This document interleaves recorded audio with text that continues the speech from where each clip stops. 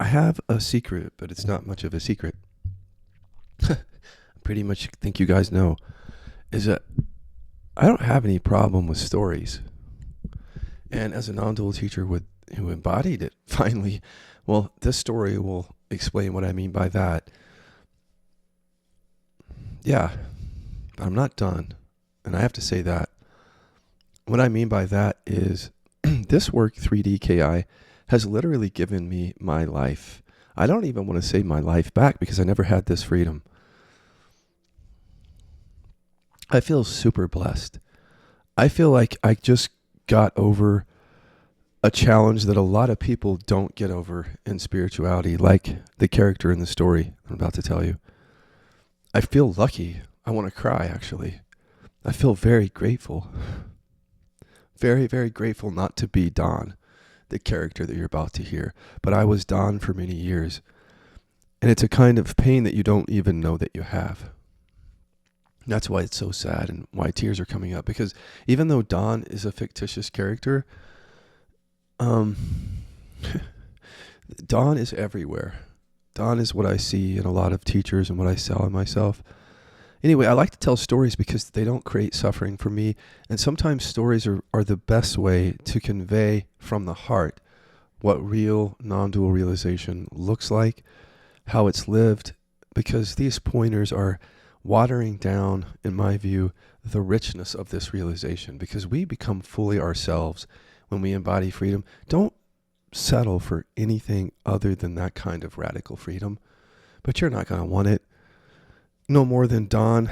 And I'll show you what I mean. I mean, you're just human if you resist awakening. That's all. You're just human, and Don is too. And I was and am too.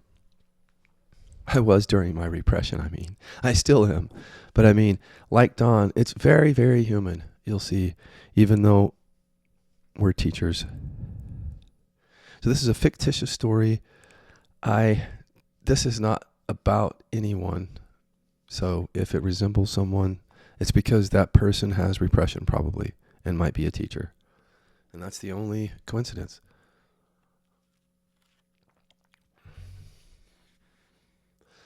So Don began teaching after his realization of non-duality. Of course, like so many teachers, he was a very avid seeker. By the time he had a regular investigation, a daily investigation into who am I, he had already given up on, dating or anything social. I mean, he was one of those people who just meditated and did inquiry each day, didn't have much of a social life. That did not bother him at all.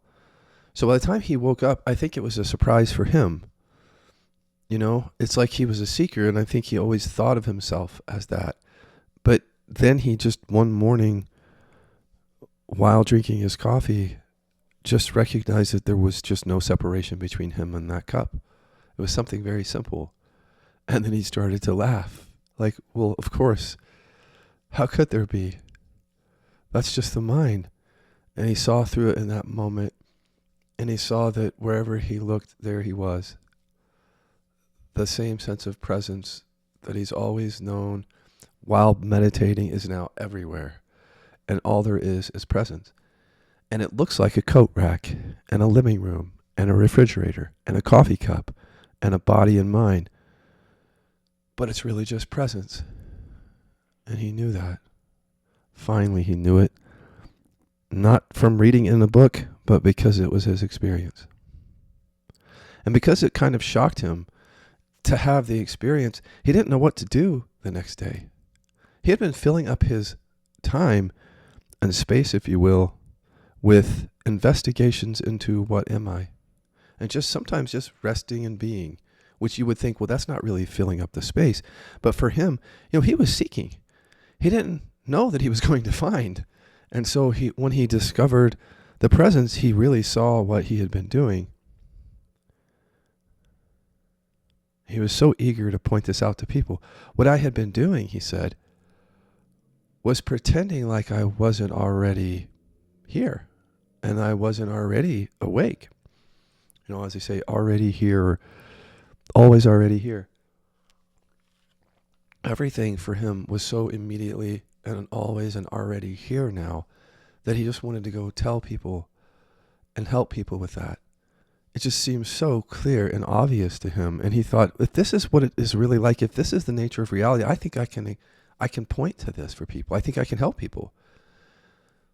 He was feeling so much love, knowing that he had finally recognized what he was, and yet there was nothing there for his ego. He couldn't run and tell his friends. He didn't really have any at that point, because when you have a serious practice, it's hard to have relationships. He didn't have a girlfriend or a boyfriend. So he just sat there with this realization and didn't tell anybody at first. He didn't think it was necessary. This was the one thing that had happened to him that really didn't happen to him. He couldn't take credit, and he knew that. And he wanted to help people understand how they can't take credit. And they're trying to take credit. They're trying to bring about the realization. And what he saw was there's nobody here to do that. And the whole idea that you can do it, or you can effort to recognize this, or take credit for it, or whatever you think you're going to do, he knew it was nonsense. And he knew it in his direct experience. But he just felt driven. And he didn't understand that part of it. His realization felt very peaceful. But yet there was this yearning that wasn't seeking. It was like, I need to express this. It was a feeling in his body, but it wasn't uncomfortable. And that feeling and his realization led him to start doing videos on Instagram and then YouTube. And slowly, because he was pointing to something really simple, people just started coming. And compared to other teachers that were on the scene, it's like they couldn't be as clear as he was. It was obvious that Don was a new kind of teacher. That the kind of teacher that is so, how do I say it? So everyday. Don is everyday, man. If you meet him, very, very disarming personality. When you're sitting with him, never would you think this guy's awakened to what he is. You wouldn't think that, because he's just so sweet. Such a good person, really. And that's very attractive to people, especially people with trauma who are just kind of tired of the scandals and the boundary crossing from some teachers and all this other stuff. Don is just a breath of fresh air for many, many people. And he just comes in at the right time to start sharing a message about awakening that just seems to clear the path for people. Just more and more come, thousands of subscribers, and then more than almost any other teachers, except for the big ones like Eckhart and Adyashanti. But after a while, Don is pretty well known and thought to be really one of the clearest direct pointers as a teacher that has ever lived. That's the reputation that he has. He just doesn't seem to put up with people's bullshit, but it's never mean. It is never mean. He's always really kind. The way he does it, it's like he could be tearing you a new asshole and you'd be smiling and asking for more because you don't see that he's doing it.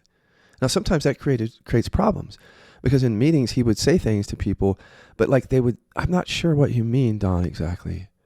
He's like, well, I can't convince you of that. And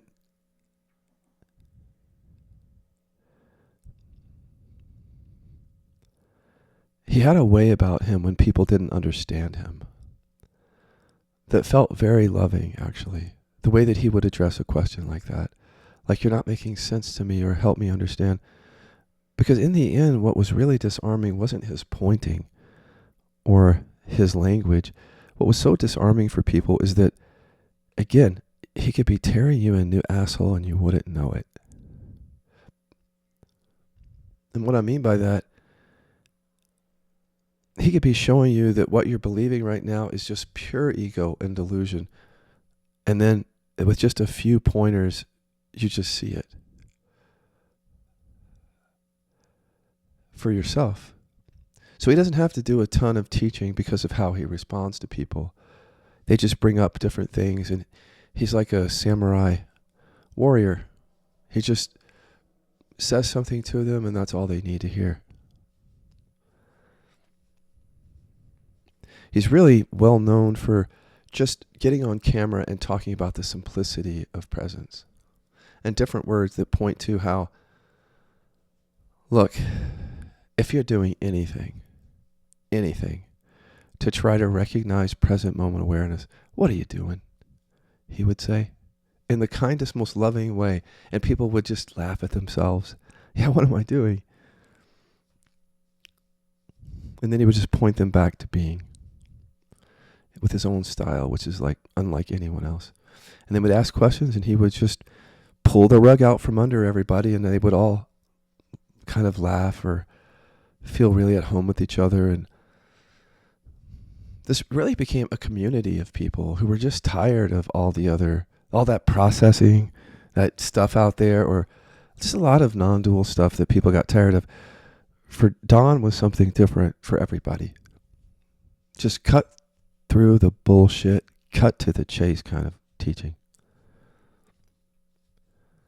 Well, what started to happen behind the scenes for Don is a very subtle kind of gnawing sensation in his stomach. It wasn't there when he first recognized presence.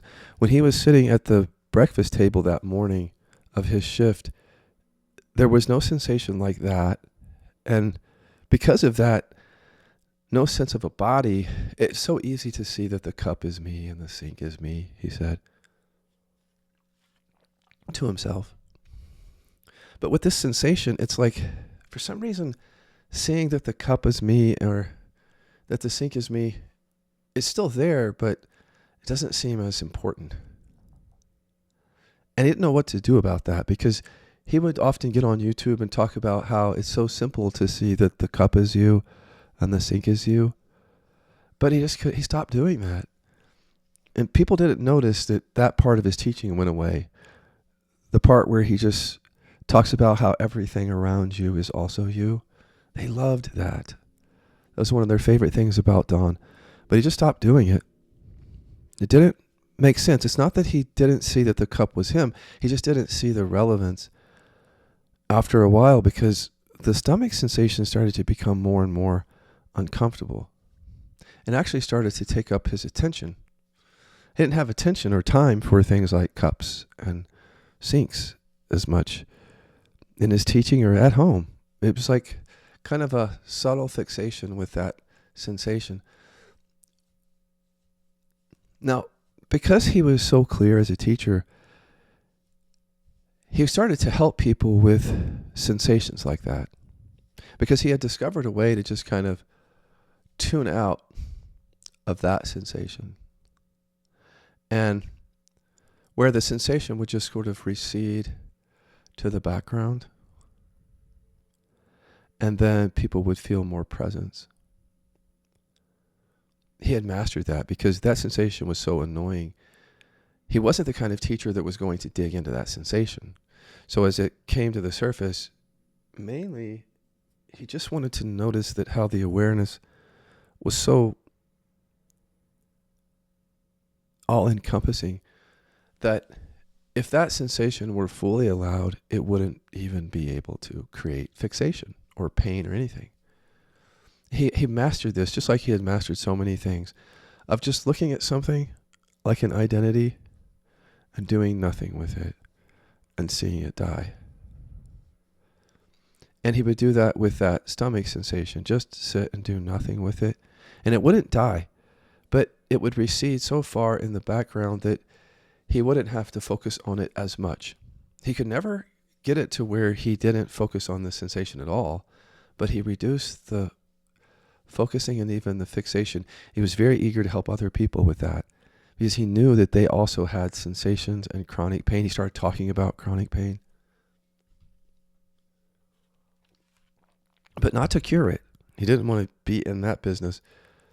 He wanted to show people how, look, do not get in the business of trying to get rid of this stuff.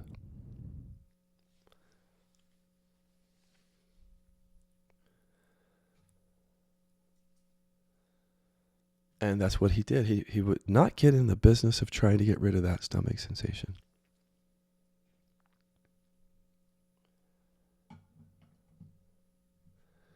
And he taught people not to get into the business.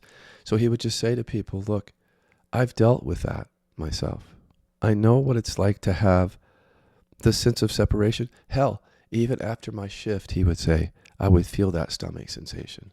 But if you go digging into that, what you're doing is you're recreating the seeking, he would say. So he warned against it and said instead, if you just notice that the sensation is no match for the space, you don't have to get rid of anything. Just seeing that you are the awareness, that's really what you are. That sensation is nothing. Even if you notice it a little bit throughout the day, just let that be.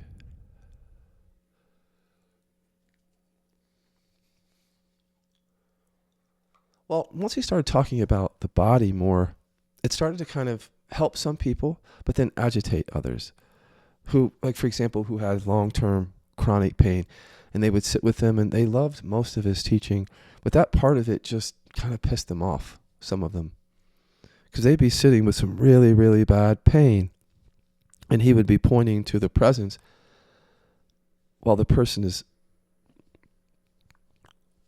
not doing well. And the people couldn't manage their pain, basically. And when he would point them to presence, it's like they couldn't distract themselves anymore from that sensation.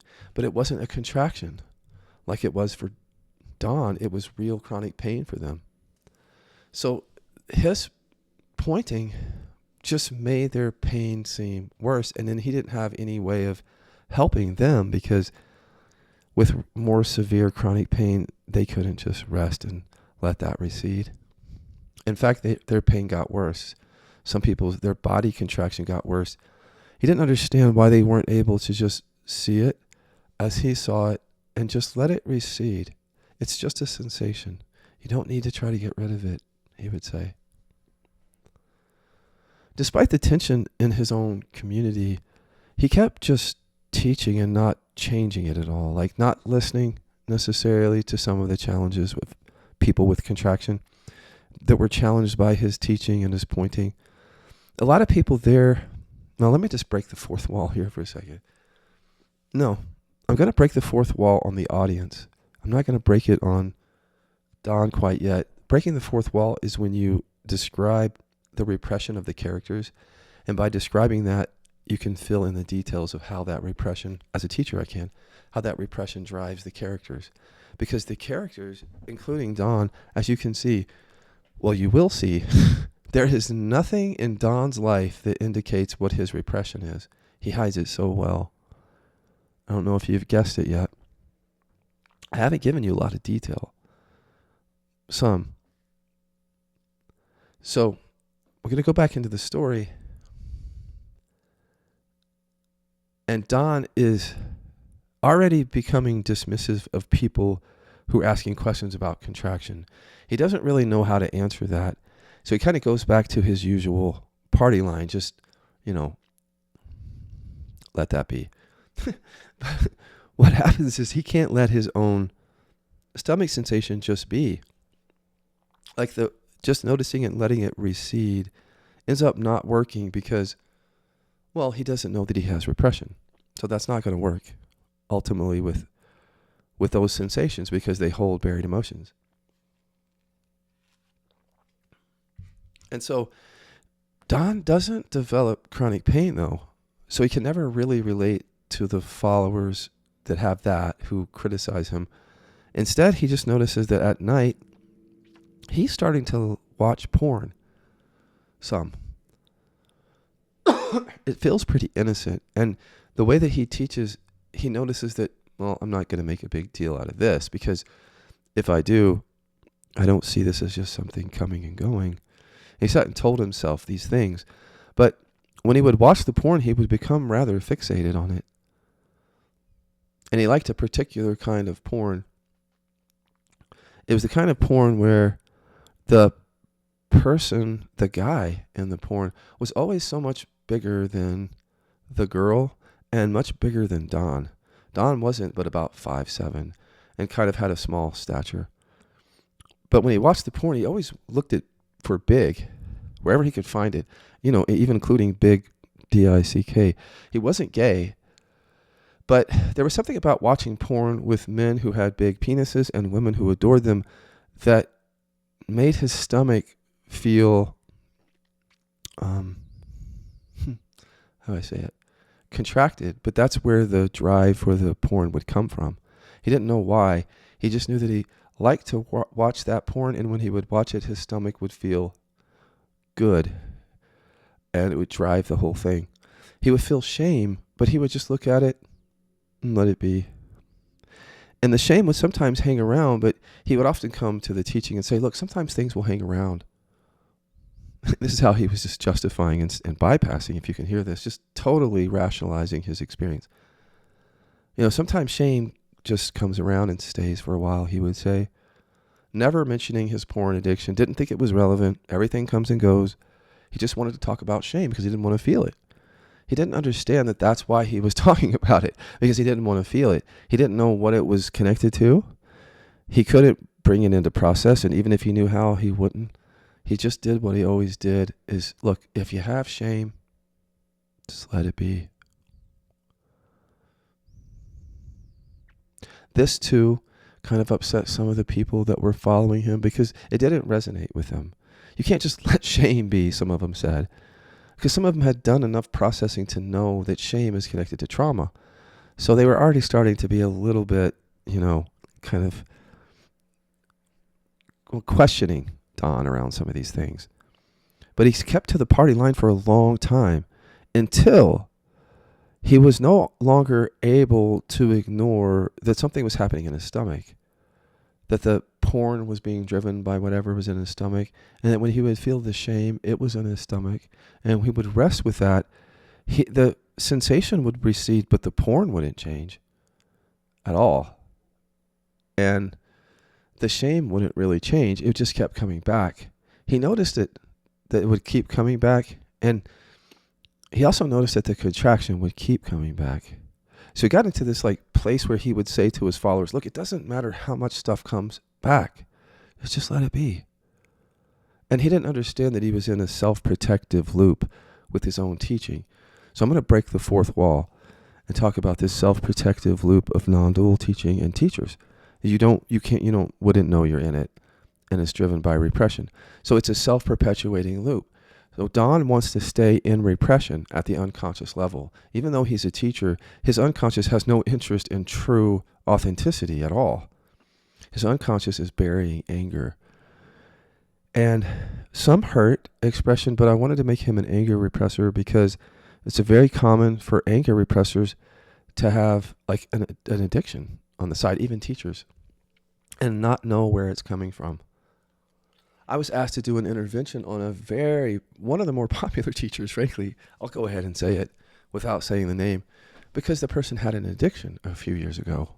I know about that. And I didn't do the intervention, but it left a mark on me that there's a lot of deception in non-duality. People are not really telling the truth. Teachers, about where their diseases come from or what they still suffer from. So Don is just like so many, frankly, as an anger repressor. Look, until you do your embodiment work, you don't really have any business as an anger repressor, Scott, being a teacher. But who was there to tell me that? Nobody. Now, why do I say I don't have any business being a teacher? Well, because I was fooling people, and so is Don, but you can't see it. His followers can't see it. What I mean by fooling people is he's actually fooling people in his teaching. So when he comes back and says, just let that shame and that contraction be, he's fooling himself first, because that contraction in the stomach contains the anger repression. So he can't just let anger repression be. He doesn't even know it's there. And what he's doing is he's treating it just like shame and a contraction. That hides it from him. So when he lets it recede into awareness, all he's doing is letting the anger repression stay buried. So the suffering that comes from it will continue. But then because he's a teacher, he has to relabel his experience and even sometimes change his teaching to stay in his own personal bypass. He has to bamboozle his followers to protect himself. Now that becomes dangerous for his followers with chronic pain, in some cases addiction. and disease if he's just pointing them away from repression. And he has to, because his system demands that. Now, as I go back into the story here, I'm not going to drag this out super long. I'm just going to give you a few important details. So at some point, Don recognizes that he has an issue. But because he has anger repression, he doesn't come forth and cannot come forth to the people that follow his work. He's dealing with this as people quite often do secretly. Whether it's addiction or a disease, if you're a teacher, or some depression, or you've cheated on a spouse or something. And if you have repression, you can bring it into your teaching, but you won't bring it in fully because repression is self-protective. And that's exactly what Don does, is that he starts to talk about embodiment to his followers because he knows that he's going to lose them if he doesn't. He's not conscious of that he's changing the teaching, not to get to his actual repression, but to get their approval. And so there's an incongruence happening, but his followers don't know it because they're not verifying things. And that often happens with a trauma bond and a teacher, is that the teacher will say things, but the students don't know how to test whether that's true by going into their bodies. And so because they have repression, they might just be led or believe what the teacher is doing because they want to, because they don't want to feel what's buried either. So by the time that Don starts to talk about contraction, he's truly misleading people. But that's what he wants, to stay safe, at the unconscious level. But he's not aware of the unconscious level. And that's how teachers get away with it. Not being aware that it's anger repression, he can relabel his experience as just a sensation and say, let it be.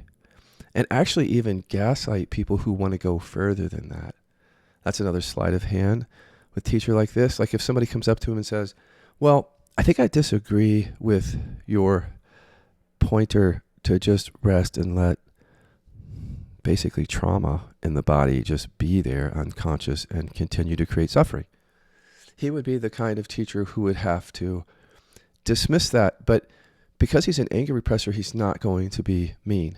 And that's why it's like handing you your asshole, but you don't know it. And it's not effective because you don't know it. So he's trying to get your love and approval, and at the same time trying to be clear. And you can't do those two things together. He doesn't know it. And so his responses will coddle people, as anger repression often does, but he couches it in awareness talk, and so the coddling goes unnoticed. And the coddling is mainly for him. So he doesn't have to face the rage that's driving him. So he coddles his own sensation. See, just rest and let that sensation be. Coddling. Like, I'm afraid to feel this, so I'm just going to hold it. It's totally fear. And then he teaches people that coddling, but he labels it as resting and allowing. But you can't rest and allow the repression, Don. And so what he's doing is bamboozling himself by keeping the repression in place and then not paying attention to how it's creating suffering still. He's going to go back to his followers and say, forget that contraction, just rest and allow the suffering. That's what he's going to do, because that keeps him safe and it keeps them safe. He gets to continue to get love and approval from his repression by not getting to his own repression. Bamboozled the whole community. Now he's leading people in a bypass. Now he's getting something out of leading people in a bypass by not getting them to process the repression. He doesn't have to, but he gets approval by changing his teaching. And this is like another sleight of hand. This is innocent, though, because it looks like he's being earnest. And you'll see a lot of anger repressing teachers do this. It can be a kind of false humility. Like, because until we get to the buried anger, we're lying to you and to ourselves. But we don't want to lie to you because we want your love and approval. So we might come out and like give in with some, in terms of perspectives out there. So Don, his perspective has always been very direct, clear, obvious awareness. There's no room for anything else. But he knows that his followers are paying attention to body contraction.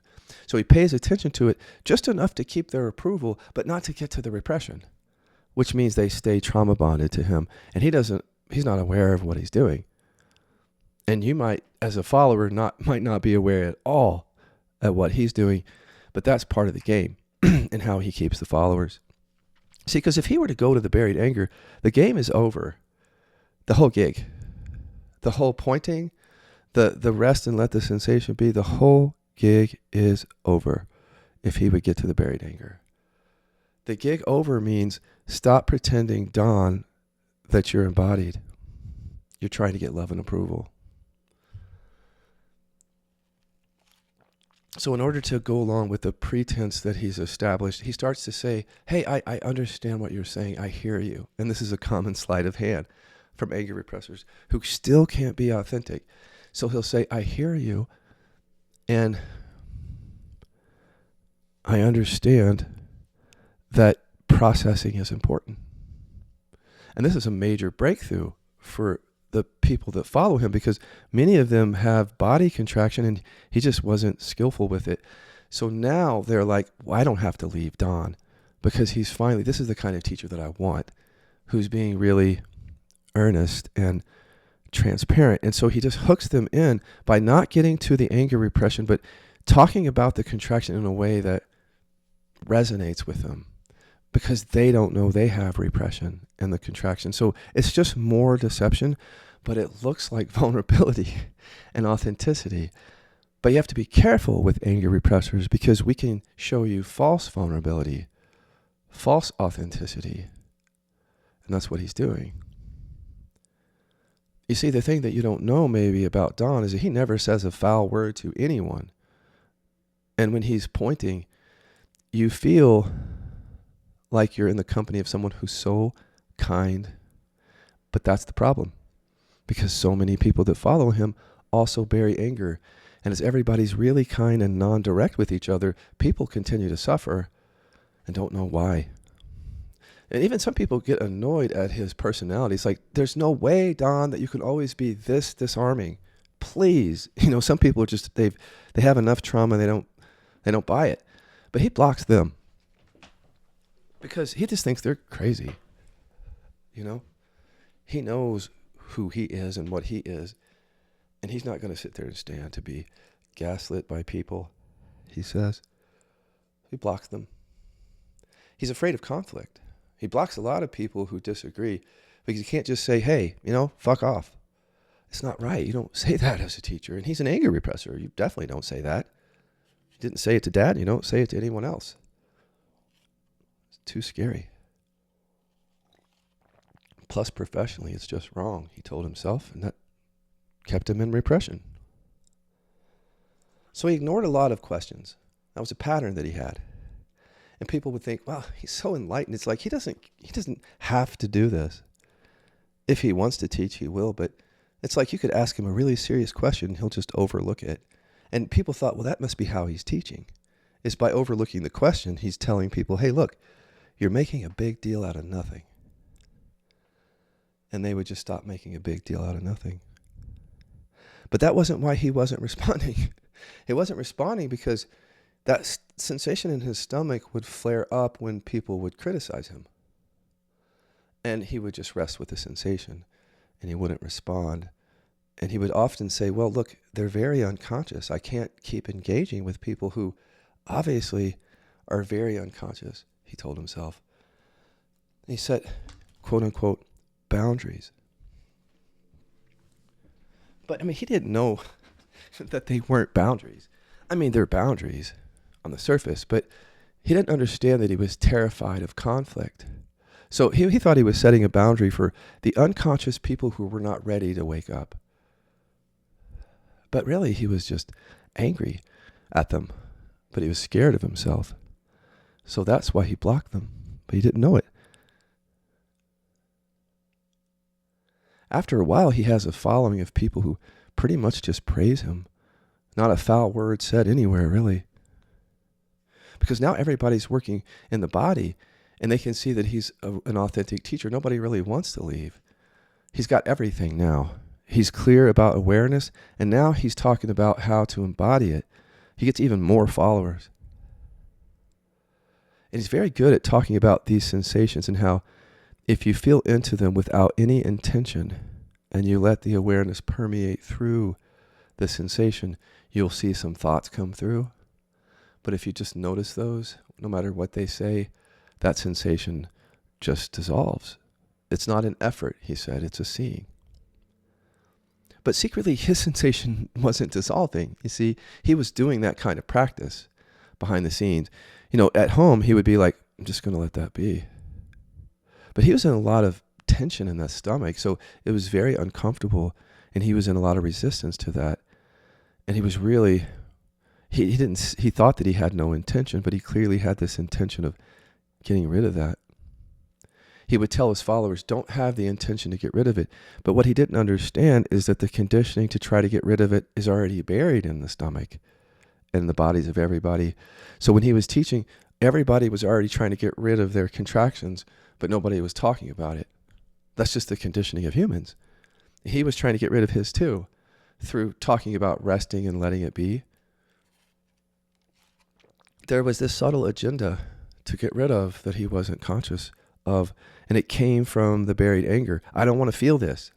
It's not safe. I can't get love and approval with this.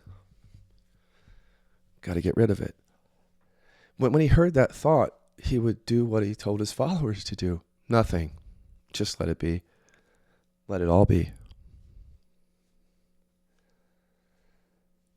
After a while, though, he felt like, look, I got to be more authentic. I've got a porn addiction. At night, I chase these images of these big men with big penises and the women that adore them. And by day, I sit in front of the camera and pretend like I'm free. So he starts to process the stomach stuff. And this becomes even more appealing to his followers because they too are having difficulty with their body contractions. And his instructions don't resonate after a while. And they start to produce questions like, what do you mean just listen to the sensation? It doesn't really produce much, they would say. He would say, well, then just rest with what they do produce. But then they say, well, the contraction doesn't go away. He would say, you're not supposed to get it to go away. Haven't I told you? You just let that be. It all became very confusing for them because they didn't understand they had conditioning in the body that demanded that sensation stay there. They were unconscious to it, and he was unconscious to the conditioning that wanted his contraction to stay because it contained his buried anger, and that's how he stayed safe and got love and approval. But he didn't know any of that. So even as he started to teach people to process, he didn't understand that he was doing that for approval because he had repression. So no matter how he changed his teaching, it was just another way to get love and approval and then hide it from himself. Because he wasn't being real. And you're always, always trying to get something from people when you have repression. Because you just want to stay safe and get love. You're not interested in authenticity. It's not safe. It's out of the question, really, when you have repression. But Don bamboozles himself and starts to talk to his audience about authenticity. He doesn't know what authenticity is, but he can get approval that way. And he can talk about processing the contractions now and get approval. And he thinks to himself, you know what? Even though I shouldn't want to get rid of this, I think this is just my ego, he says. And he becomes open to the idea that he just has some embodiment to do. And this is really good for his following because they too have some embodiment to do, and there was no room for that, really, in the teaching prior to this. So when he takes people into their bodies, he looks for and helps them look for the real culprit. And he would say, we all know what that is. It's the ego. And the strongest, you could say, roots of the ego are in the body. And this is a whole nother level of teaching, and his followers are very tuned into that because that feels true. And he teaches them some methods that prove it. It takes them into their bodies, and what comes up are things like, I'm not good enough. I'm unlovable. There's something wrong with me. I'm ashamed. I can't. And these other self-limiting beliefs that people are very familiar with since childhood. And now he's got this method to show people these core limiting beliefs that seem to lie at the root of these contractions. So this is like cutting edge to his audience, because he broke free from the whole pack of teachers that say, well, there's no embodiment process, and now he's acknowledging it. So this feels like one of the most authentic teachers to the followers that they can see.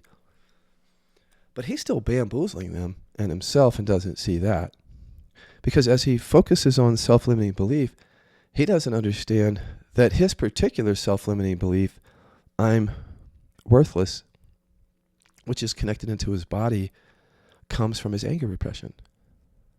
He doesn't want to see that. His system is developed to make sure it doesn't happen.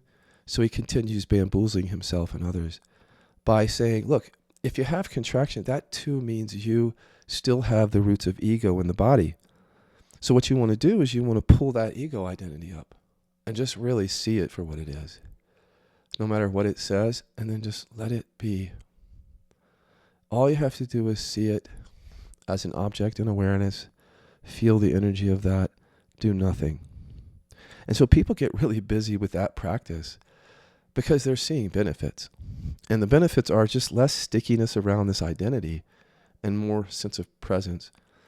So they really feel like he's onto something, and so does he. Because at first he gets a little bit of relief from the porn cravings at night, because he gets to see this idea that he's bad and he's ashamed. He just allows it with this new method that he has. And when he allows that core identity to just be there, the desire for the porn goes from like an 8 to a 5 or a 6, sometimes 4, but it's just enough to say no on some nights. So he starts to convince himself that this is the right way, that this is really, that awakening really is an embodiment process. And then until it's embodied, you know, he really changes his tune completely as a teacher, because he never said things like that before. Before it was always just, there's already awareness here, there's no process, but he just understood how inauthentic that was. Well, in his life, the porn doesn't go away. He gets some relief from it. The stomach sensation starts to feel a little better. It doesn't go away. And he starts to feel this divide between, well, on one hand, this searching for these images that make him feel worthless, and then his presentation in front of people where he never, ever, ever, ever mentions the worthlessness. In fact, when he's teaching, he doesn't mention his own core identities. He just says, look, I've done this work. If you have a core identity, here's what you do with it. But never would he say, well, I happen to have that worthless feeling right now, and it makes me chase images on the computer at night. He hadn't gotten to the root of his suffering, and when you haven't gotten there, there's shame around it. And it was keeping him from really being honest. So as all the suffering continued, more came. At some point, Don starts to date because he thinks, if I can just have a girlfriend, maybe the porn is coming because I've been involved in spirituality for so long and I'm so awake that it's hard for me to connect with people. And if I can just connect with someone, maybe that's it. That that's not about missing something on the path so much as recognizing that it might be time to be in a relationship. So he finds a woman that's not particularly involved in his work. They fall for each other. She starts to become a part of his teaching. He seems more authentic and real now, having a partner for a lot of people.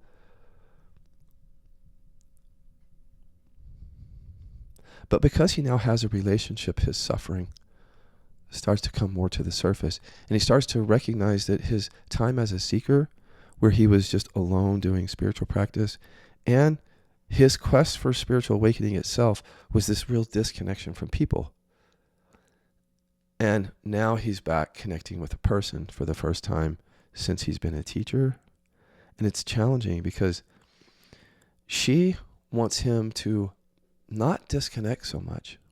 And that triggers him, but he's not very forthright about the trigger. And when she brings it up and says, I have this need for, I'll just tell you, Don, I have a need for us to be more intimate. It took her a lot of processing just to say it to him. But when he said it, or when she said it, he just went back to kind of this self-protective teacher stance. Like, that unmet need, he said to her, comes from who you believe you are. And if you will do the process that I do with people, you'll see that that's a need that I can't fulfill, that nobody can give you what you're missing, he said to his wife. You can only find it within yourself. And although that felt true to her, ultimately, it actually felt like a gaslight every time he did something like that. Because for her, it wasn't about awakening. It was about relationship. And she just wanted like more affection. And for him to just pay attention sometimes. But he would dismiss that as if, well, you're just shadowing your stuff onto me all the time. You clearly don't do the work. And, I'm not avoiding you. I'm awake, and I don't need that kind of intimacy to be happy. She said, why are you in this relationship then? Why did you choose a relationship if you don't really want intimacy? And Don said, it's not that I don't want intimacy, I don't need it. And of course he was lying, because his fear of intimacy was driving him to porn. His fear of intimacy came from the anger repression. He was afraid to get close to people because of the fear of conflict and being seen. He was practically diagnosably avoidant personality disorder. And eventually, she goes looking on the internet because she's convinced that this whole teaching gig is some sort of pathological thing. She looks for the diagnosis and she can't find it. Nothing to do with spirituality and avoidance. But she notices there are two things that are interesting to her: avoidant attachment style and avoidant personality disorder. It's like his personality is a match for both. But she becomes more interested in the personality disorder because it's what it feels like. It's like she can see that the people that come to his work are also avoidant in their relationships, but he takes it to another level. He's teaching them to be avoidant, and she wants to get to the bottom of this because it's really hurtful for her having now committed to this relationship with someone who basically says there's nobody here and can't be real. And she's really wanting to know, like, is it just me? Am I just really unconscious and I'm with someone who's awake, and therefore it just shines a light on all of my unprocessed stuff? Or does he have a bunch of unprocessed stuff and can't be an authentic human being, has a fear of intimacy, and I'm just seeing that? She starts watching him teach, and she notices that he won't ever go to a new audience to try to share his teaching. He just wants people that already accept and love him to show up. And she notices that's one of the signs of avoidant personality disorder. Like, they're afraid of not being accepted, and so they have to be accepted wherever they go. And she notices that he'll only do a talk if the audience is well versed on his background and who he is. He doesn't like to do cold meetings. It's too scary, but he doesn't admit that. And she notices that, like, when they go out to a bar or something, she loves to do karaoke, and she's awful at it. She doesn't care. And she practically begs him to do it, and he won't do it. But she hears him singing in the shower all the time. He loves to sing. She starts to see that there's just something with him where he can't really be open with people. And yet, when he's in front of people, it makes it look like he's the most open human being. Like, she thought to herself, if they only knew what it's like to be in our household, is that he spends a lot of time alone. And when we're together, it feels like I'm still alone.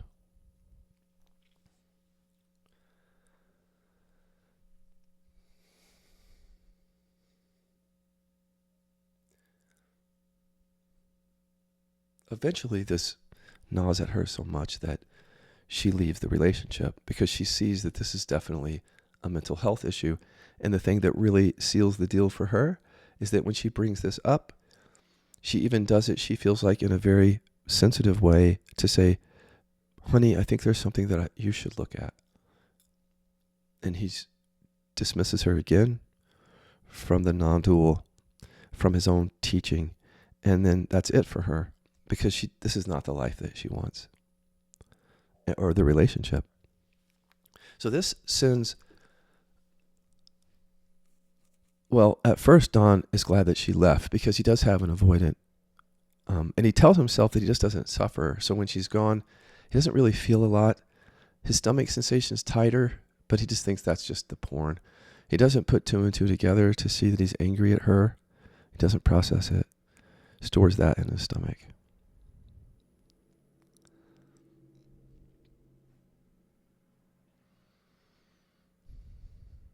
Eventually, when he sees that he can't put the porn to rest, and that he made some mistakes in the relationship. This is often something with avoidant attachment. It's like afterwards, you start to look back at the relationship and say, well, maybe that wasn't so bad. Maybe I do love her. And maybe she's even right that there's a little bit of avoidance.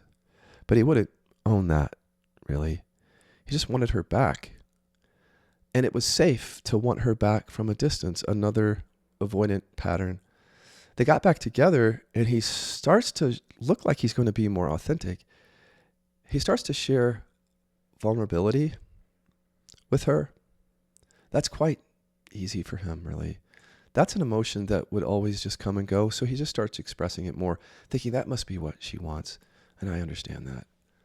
So he starts to share just more loving things, but she feels like there's just something off about it. It doesn't feel real. It's like he's trying or something, and it's not coming naturally. And she doesn't want to be judgmental, but like she wants to trust herself here. That it feels like he's still bamboozling me or manipulating me in some way. And of course, I'll just break the fourth wall and say, as long as we have repression, that's exactly what we're doing. We're showing up in a false way. So he's still showing up that way, but you can only tell energetically as his wife or his partner, there's something still off. Even though he's there and seeming to be more vulnerable, there's still the disconnection, the avoidance. They can't have real conversations about really meaningful things. There's just a little bit more affection is all. And then something happens totally out of the blue, which is, for some reason, Don has an affair. It's almost like completely out of character because he's such a good guy that when his followers or his students find out, they're shocked. And they feel really bad for his partner. And they can't make sense of it. It's not the end of the world, but they want to know from Don, what's going on there? Because we know that you have been in an embodiment process. Is it something to do with that? But he just dismisses them and avoids the issue and goes back to teaching. And of course, that's the last straw for her, and she leaves for good. And let's just say that Don continues in this and never changes. That his stomach contraction stays to some degree. He's got the porn in the background. He's hiding it to some degree. He's not happy. He might be at peace, but he can't be joyfully happy, and he isn't. And so he might just become a teacher who, like so many, just keeps doing it. But the real passion for it isn't there. Because he's still running on getting love and approval, and that's not a fuel you can run on. You can't run very far on it. It's a limited fuel supply, and you always have to get new people. That's what he does. He just gets new followers, new praise, new approval. Never has to go to his buried anger. That's, as I just leave the story here, that's how it ends. Because that's actually how it usually ends. It's like a teacher will get a disease or a chronic pain and doesn't open to the repression, and then they retire or it changes their teaching. And I've seen it happen so many times that the real thing that happens is that people just stay in repression. Many people. And they just deal with the disease, or the scandal. Okay, so this fictitious story is totally fictitious. There may be parts of it that resemble things, but there's a little bit of me in here, and there's a little bit of everybody, maybe every teacher. And so it's not about your teacher. However, I would suggest sending it to your teacher, because this is a thing that teachers live with very quietly. Until you reverse your repression, you still have suffering. And if you're a teacher, you can't necessarily share that. If you're trying to get love and approval, you won't. So look for that lack of transparency. Look for the thing where it's like, this person is too good. That's what y'all should look for with anger repression, honestly. Just too damn good, too damn peaceful, doesn't do anything wrong. And then when they do something, quote unquote, bad or wrong, there's just not an addressing of it. And so there's a bamboozle. And it's a different kind of bamboozle than the bad teacher who's just, crossing boundaries and doing crazy things. No, this is not like that. This is crossing boundaries and doing crazy things covertly. And not understanding where suffering is really coming from, therefore can't help people end it. And probably has a spiel in his teaching around ending suffering. Because that's what we do. When we can't end the suffering, we have to change the teaching to say, don't be concerned with that. That's just your ego. So we can continue in repression and get love and approval and stay safe. And you can too. It sounds cynical, but it's going on everywhere.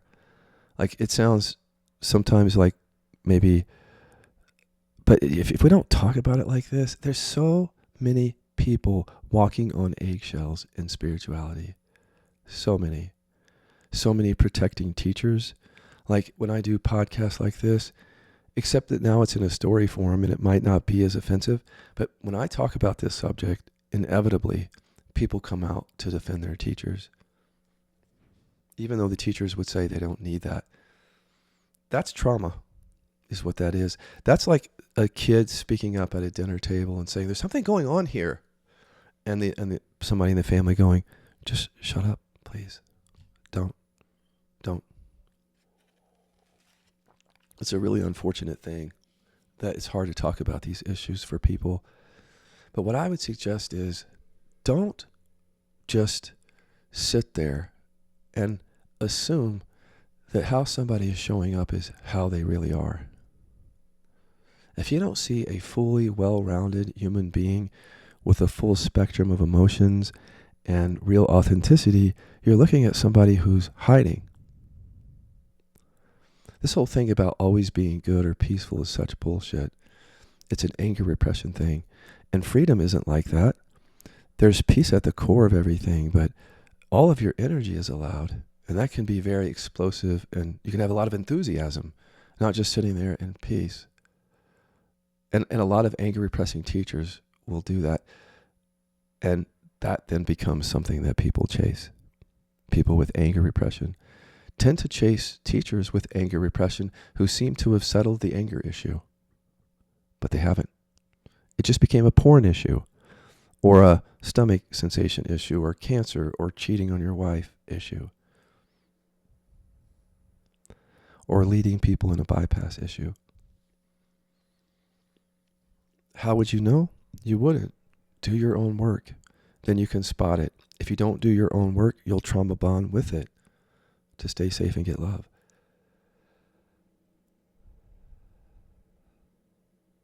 Thank you for listening.